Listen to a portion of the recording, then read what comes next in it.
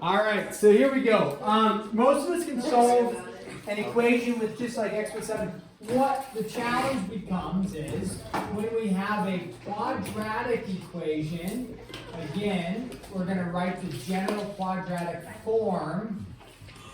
That's not the quadratic equation, that is or quadratic formula. This is the general quadratic equation, something being squared.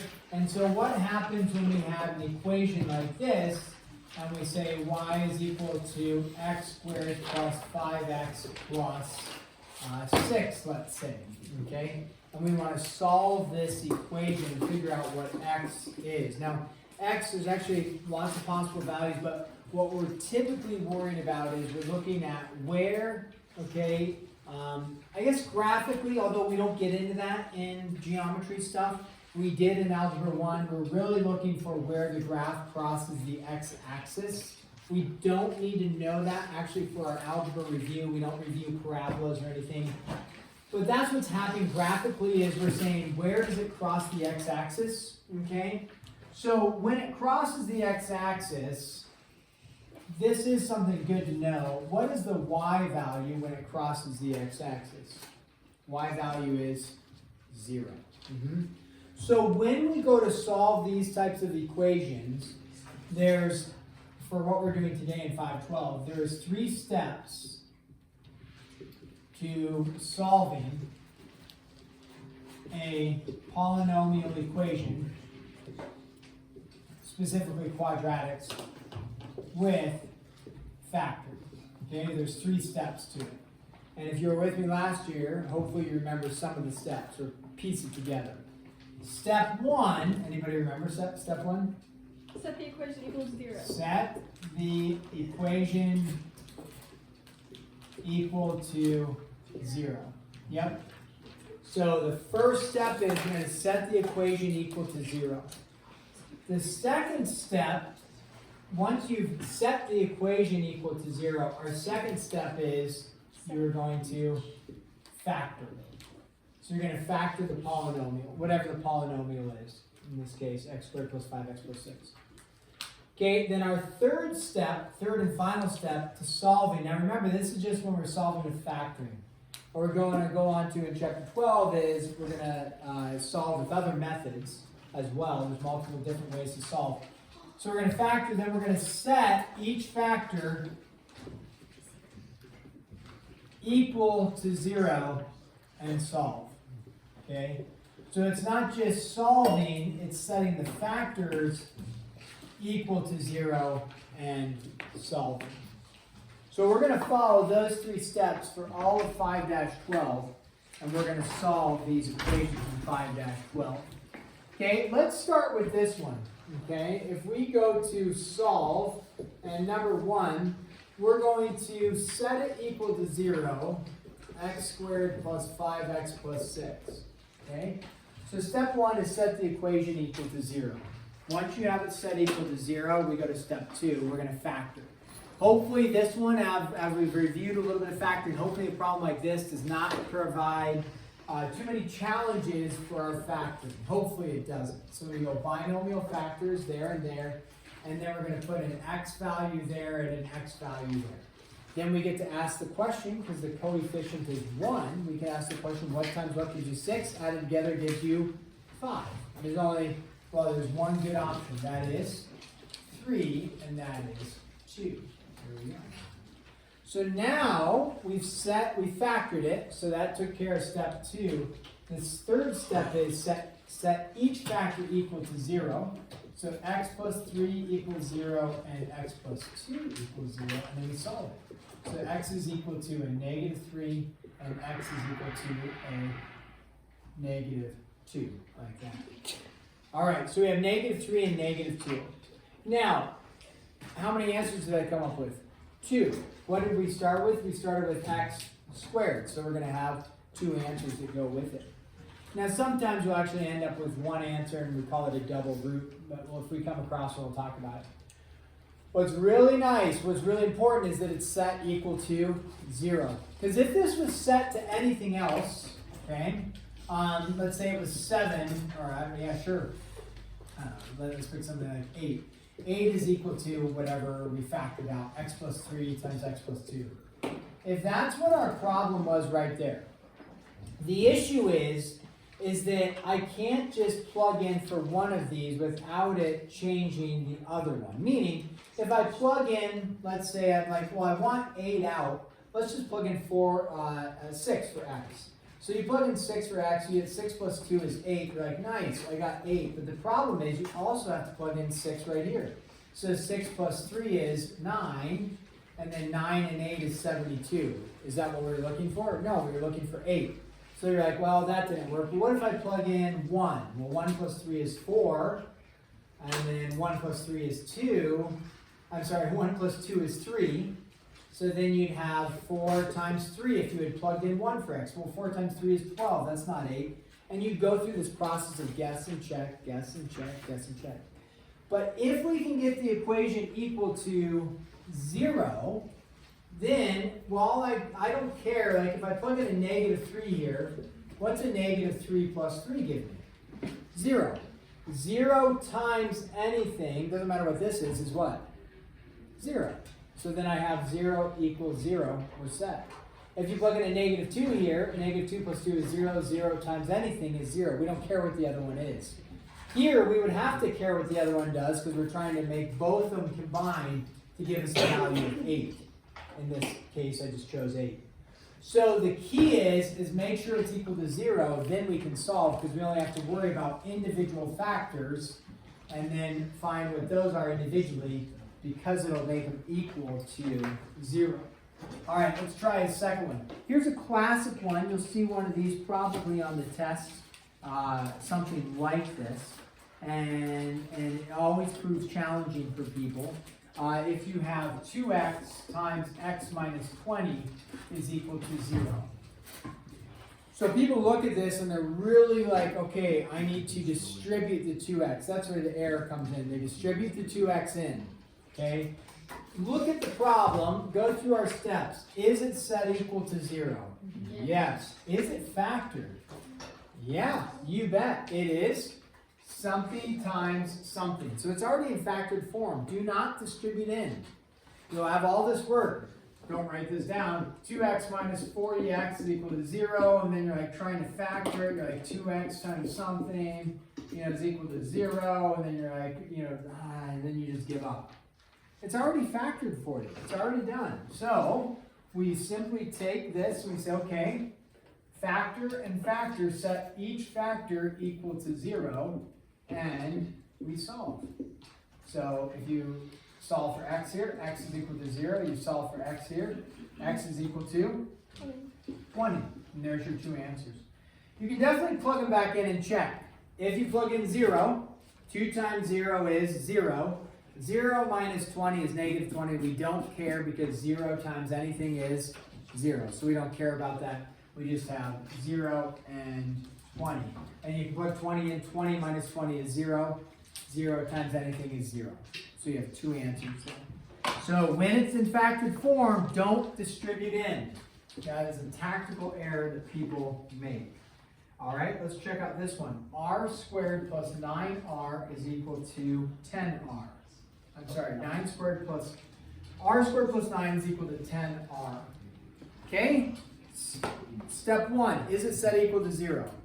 No, so we need to set it equal to 0. When we do that, do we want the equation to look like this? Or do we, let's just write it there. Do I want the equation to look like that? No. What's wrong with it? Mathematically it's okay. There's something like wrong with writing that. It's not mathematically wrong, but is it the format we want? No. What's the format we want? X squared plus bx equals c. Yeah, so we want the r squared minus the 10r plus the 9 is equal to 0. That's what we're aiming for. Okay? So then we look at that. We've got a beautiful coefficient of 1, so we can just go like this, like this. We can go R, we can go R, and then we can say what times what gives you 9 added together gives you 10. Definitely not 3 and 3. It's definitely going to be 9 and 1. And then if we've got a negative and then a positive, what do we know the signs have to be here? Negative, negative. If you're not catching on to that, you'll have to review that factoring a little bit. So then we say we can set each factor equals 0, or you can just do the mental, what do I plug in for r that will make this right here 0? Plug in 9. What do I plug in here to make it 0? 1. So I have 9 and 1 are my two answers. Now if you want to write them separate, like r equals 9, r equals 1, that's fine. You can also just write 9 comma 1. One thing to avoid, it's a mathematical notation thing, don't put parentheses like that. What do parentheses represent that is? Coordinate point, right? So an ordered pair. This isn't an ordered pair, it's two separate x values that we're finding. If you put parentheses, I probably wouldn't mark you well. Probably give you some credit. All right, well, let's just do 2 more. Let's do 2 more, and then we will be done. So we'll go with number 4 over here. Okay, so this is, let's try this one. 6c squared minus 72 is equal to 11c. So go ahead, try number 4. It's kind of similar to number 3 a little bit, same concept. So do number 4, check with your cheat mates next to you, and then we'll go over that one together. And then I'll put a number 5 up here that we will go over together as well. So try number 4, then we'll try number 5. If you get number 4,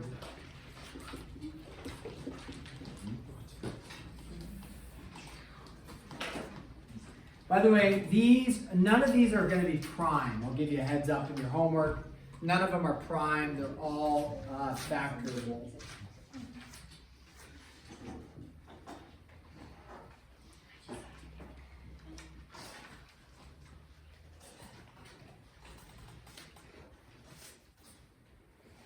If you're a little stuck, you can check with your support team or look up here. I gave you a pro tip there.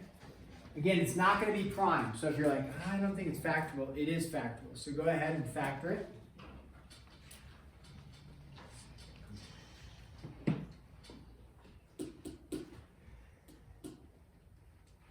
Here you have a few options, but only one of them works.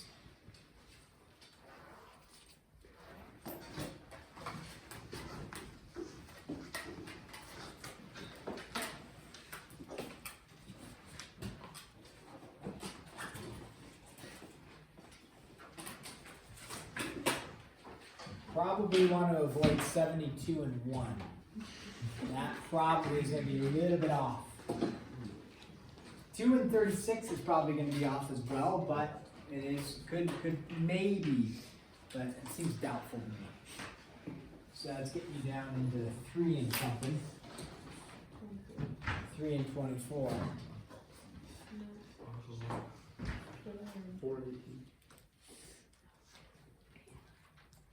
4 and an 18.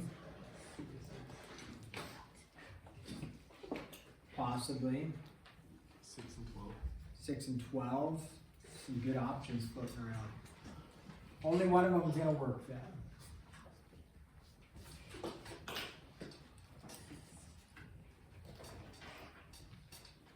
You also have to consider the 6. Is it going to be 3 and 2 or 6 and 1? If anything, just start trying some patterns. 6 and 1, 4 and 18. See if that works out for you. And you got a calculator available to you. You can easily just hit the buttons on your calculator, calculate, right? Help you if your mental math is a struggle at 3 o'clock, 3:15 in the afternoon on a Wednesday. Pull out a calculator.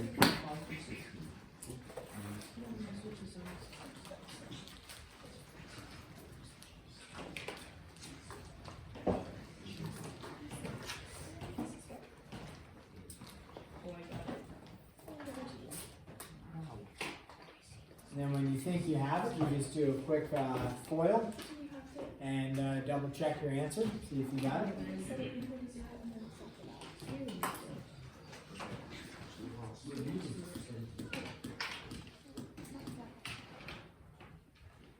All right, does anybody have it for us? Anybody have it for us? Jack, what'd you come up with? 3c plus 8 equals 2c plus 9. Okay. Oh, minus 9. Minus 9, okay. Let's go with the minus. we do a quick check of this, see if he's correct. We say 6c squared, check. Negative 72, check. Negative 27 plus 16 will give you negative 11. Did we hit it? Yep, very good. Now, if the mental math of getting your answer is a little difficult going forward from here, you're like, over here we were kind of savvy with, oh, just plug in 9. 9 minus 9 is 0. You might be a little like, well, what do I plug in for C to get this to be 0?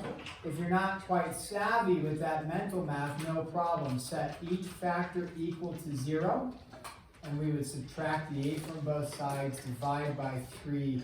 We would get out a negative 8/3. Okay? So it's no problem to go a little longhand approach by adding like a 9 over, dividing by 2, and then getting out 9 halves. And just leave it like that. You could do a mixed number if you want. I wouldn't recommend it. I would just leave it as such. 9 halves and negative 8/3. Okay, last example coming. Won't probably see, you'll probably, decent chance you'll see one of these in geometry, solving some equations. Number 5 is going to be a little bit of a stretch. I only give you like one problem on the homework to try. Okay, set it equal to 0.